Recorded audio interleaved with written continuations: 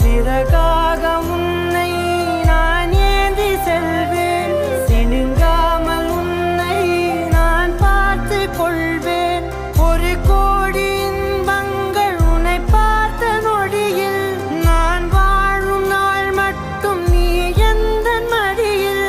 உன்னை ஈன்ற பொழுதிங்கு கடவுள் தன் முகம் பார்த்த பொழுது உன் பாதம் தொழுது